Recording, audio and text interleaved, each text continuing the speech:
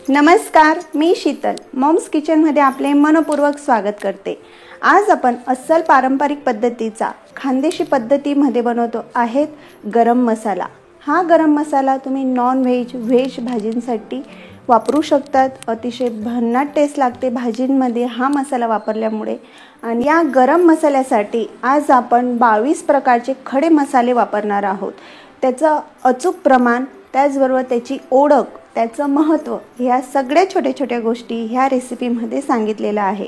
वर्षानुवर्ष गरम मसाला याची चव न बदलता, याचा रंग सुगंध न बदलता कसा टिकवायचा आहे ही सुद्धा टिप ह्या रेसिपीमध्ये सांगितलेली आहे। तर लगेच सुरुवात करूया बनवायला। तर सगळ्यात आधी मसाल्यांचं प्रमाण जाणून घेऊया। तर इथं 1 किलो हे पांढरं शुभ्र असं खोबरं घेतलेलं आहे। त्याचबरोबर 50 ग्रॅम तेजपान, 100 ग्रॅम खसखस, 50 ग्रॅम बडीशेप, 50 ग्रॅम जिरा, 50 ग्रॅम शाही जिरा, 25 ग्रॅम हिरवी इलायची, 50 ग्रॅम इलायचीचे दाणे, 100 ग्रॅम काळी मिरे, 50 ग्रॅम त्रिफळा, 50 ग्रॅम कर्पूर चिनी, 50 ग्रॅम नागेश्वर, 5 नग इथं जायफळ घेतलेले आहेत, 50 ग्रॅम हिंग रामदेवचं, 100 ग्रॅम चक्रीफूल, 50 ग्रॅम सुंठ, 100 ग्रॅम लवंग, 50 ग्रॅम जायपत्री, 50 ग्रॅम मसाला इलायची, 50 ग्रॅम दगडफूल आणि 50 ग्रॅम इथं आपण दालचिनी घेतलेली आहे। सासूबाईंनी इथं आपल्याला हे खडे मसाल्यांचं प्रमाण अगदी परफेक्ट सांगितलेलं आहे। त्याचबरोबर इथं 3 किलो धणे घेतलेले आहेत। मस्त हिरवेगार दिसणारे हे धणे मी एकदा कढईमध्ये भाजून घेतलेले आहेत हलकेसे, म्हणजे याची पावडर छान स्मूथ बनून तयार होते। तर याला मी आता गिरणीवरून दळून घेते। तर इथं बघू शकता छान अशी स्मूथ अगदी बारीक पावडर बनवून तयार झालेली आहे। तुम्ही जर मिक्सरमधून काढत असणार तर याला एकदा चाळून घेणं गरजेचं आहे। तर इथं आपलं हे सर्व साहित्य रेडी आहे। तर लगेच खडे मसाले भाजायला सुरुवात करूया। तर लोखंडी कढईमध्ये मी तेजपत्ता हा आधी भाजून घेते आहे। त्याआधी मी याला मिक्सरमधून थोडासा फिरून घेतलेला आहे, म्हणजे हा तेजपत्ता आपल्याला व्यवस्थित भाजता येईल। त्यासाठी 2 ते 3 मिनिटं मीडियम फ्लेमवर आपण याला भाजून घेणार आहोत। तेजपत्ता हा सूप किंवा नॉनव्हेजचा पदार्थ बनवण्यासाठी हलकासा हर्बल स्वाद येण्यासाठी वापरला जातो।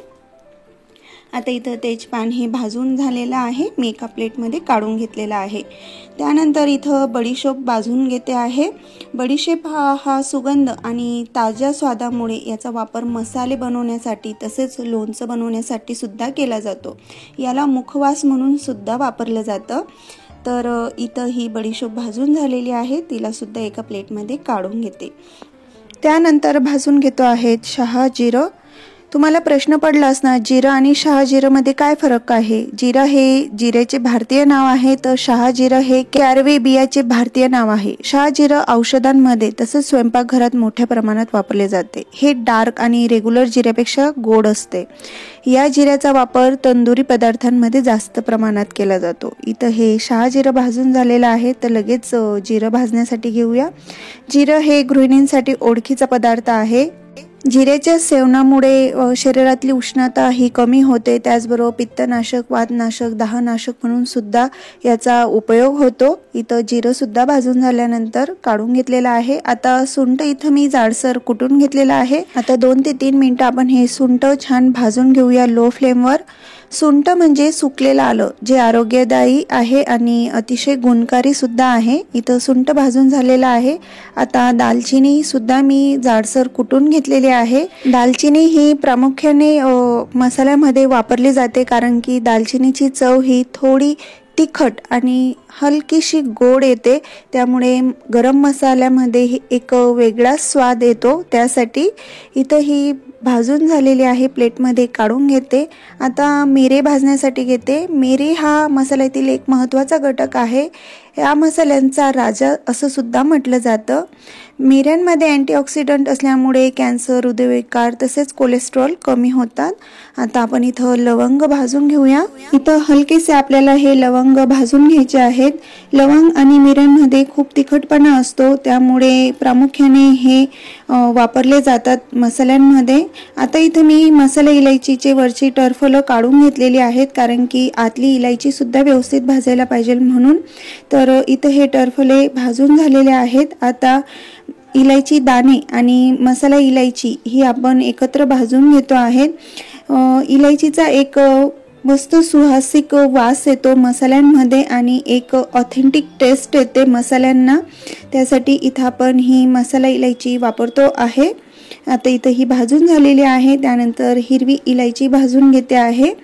मसाला इलायचीचे प्रमाण जास्त वापरलंय, त्यामुळे आपण इथं हिरवी इलायची ही थोडी कमी वापरतो आहे। ही सुद्धा व्यवस्थित भाजून झालेली आहे। आता आपण इथं त्रिफळा, कर्पूर चिनी आणि नागेश्वर हे तिघही एकत्र भाजून घेतो आहेत। हे दिसायला एकसारखेही असले पण यांची चव ही अगदी वेगवेगळी आहे। लो फ्लेमवर आता मी यांना छान खरपूस होतात तोपर्यंत भाजून घेते। घरात अतिशय घमघमाट सुटलेला आहे सर्व मसाल्यांचा। आता इथं मी हे चक्री फूल हे सुद्धा भाजून घेते आहे। त्याआधी मी याला थोडंसं कुटून घेतलेलं आहे खलबत्त्यातून, तर हे व्यवस्थित भाजले जातात त्यासाठी। तर इथं चक्री फूलचाही मस्त सुगंध वास हा मसाल्यांमध्ये उतरतो।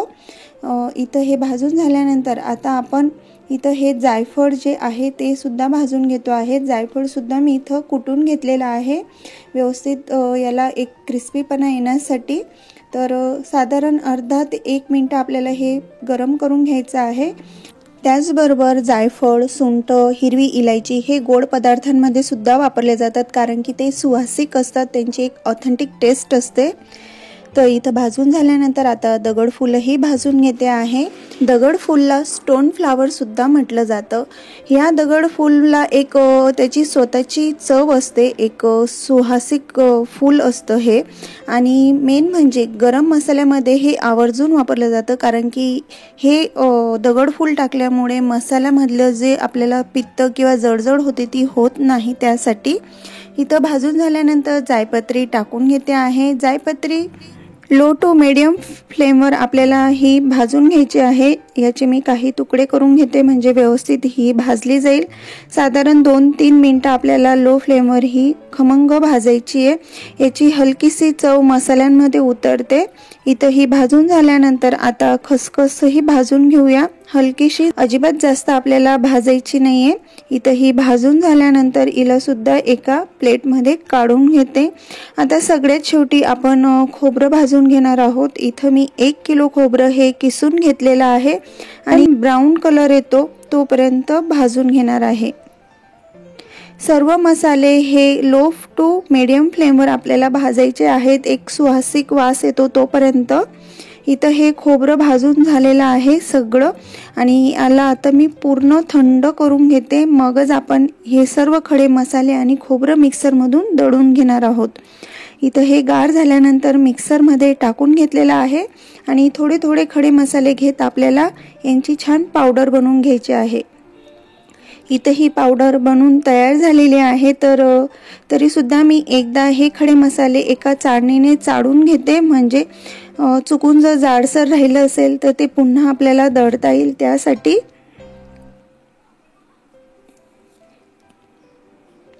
इथं हे सर्व खडे मसाले आपले दळून झालेले आहेत, बघू शकतात, आणि मस्त चाळून सुद्धा झालेले आहेत। आता मी खोबरंही मिक्सरमधून बारीक काढून घेते। इथं खोबरं आपण पांढरं आणि काळीपाट का घेतलेलं आहे, कारण की ह्या खोबऱ्याला तेलाचं प्रमाण थोडं जास्त असतं, त्यासाठी बघू शकतात मिक्सरमधून काढलेलं खोबऱ्याला किती तेलकटपणा आहे। आता सगळे दळलेल्या खड्या मसाल्यांमध्ये हिंग टाकून घेते आहे 50 ग्रॅम। त्यातला मी 1 चमचा हिंग साईडला ठेवते, पुढे सांगते का साईडला ठेवलेला आहे त्यासाठी। आता हिंग आपल्याला खड्या मसाल्यांमध्ये मिक्स करून घ्यायचं आहे। आता यात खोबरं सुद्धा टाकून खडे मसाल्यांमध्ये मिक्स करून घेते। खडे मसाले भाजल्यामुळे एक छान टेस्ट येते मसाल्यांना, आणि त्याचबरोबर यात जर मसाल्यांमध्ये जर थोडासा ओलसरपणा असेल तोही कमी होतो आणि आपला मसाला वर्षानुवर्ष जसाच्या तसा टिकतो, न वास जाता, न चव बदलता। इथं हे मिक्स करून झाल्यानंतर आता हा काळा मसाला आपण धना पावडरमध्ये मिक्स करून घेणार आहोत। बऱ्याच भागांमध्ये वेगवेगळ्या नावांनी हा गरम मसाला ओळखला जातो आणि आपल्या खानदेश भागामध्ये तर अगदी आवर्जून हा गरम मसाला वर्षभर टिकण्यासाठी अशा छोटे छोटे टिप्स आणि ट्रिक्स वापरून बनवत असतात। तीच पद्धत आज सासूबाईंनी मला सांगितली आणि मी तुमच्यासोबत शेअर करते आहे। आता हे मिक्स झाल्यानंतर पुन्हा एकदा आपण मिक्सरमधून फिरून घेऊया, म्हणजे सर्व मसाले हे एकत्र होतील, एकजीव होतील त्यासाठी। तर बघू शकतात मसाल्याला रंगही खूप सुंदर आलेला आहे, मस्त दिसतोय आणि इथं आपला हा परफेक्ट गरम मसाला बनवून तयार झालेला आहे। पण आता तो वर्षभर टिकण्यासाठी काय करावं, तर आपल्याला एका बरणीत खालच्या तळाशी हिंग टाकून घ्यायचा आहे आणि मग आपल्याला हा गरम मसाला यात भरायचा आहे। साधारण 3 बरणी हा गरम मसाला भरतो आणि वापरण्याचा मसाला हा एका छोट्या बरणीत वेगळा काढायचा आहे, म्हणजे याचा वास जात नाही त्यासाठी।